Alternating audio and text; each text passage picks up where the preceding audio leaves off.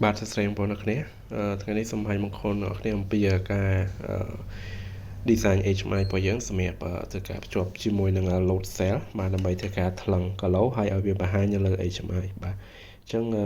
បាទដូចបងប្អូនបានឃើញហ្នឹងគឺយើងបានភ្ជាប់ load cell របស់យើងនេះបាទចូលមកកាន់ analog input របស់ PLC របស់យើងហើយតាមរយៈ program PLC គឺយើងឲ្យវា communicate ជាមួយនឹង HMI ដើម្បីឲ្យ HMI នេះធ្វើការបង្ហាញតម្លៃទៅតាមអ្វីដែល load cell ឬក៏យើងហៅថា engine របស់យើងនេះថ្លឹងបានបាទអញ្ចឹងសម្រាប់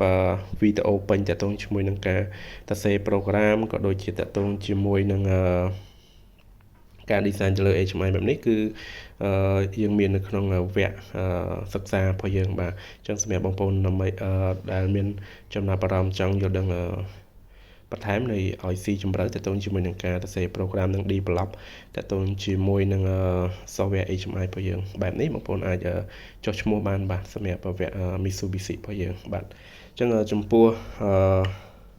បាទ load cell របស់យើងនេះពេលដែលយើងថ្លឹងបាទតម្លៃហ្នឹងគឺវានឹងបង្ហាញបាទនៅលើ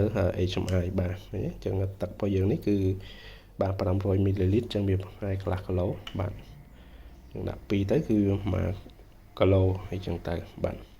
អូខេអញ្ចឹងសម្រាប់បងប្អូនដែលមានចំណាប់អារម្មណ៍បងប្អូនអាចចុះឈ្មោះបាទសិក្សាបានគឺចំពោះវគ្គសិក្សារបស់យើងគឺនឹងបើកទទួលចុះឈ្មោះជាធម្មតាបាទសូមអរគុណ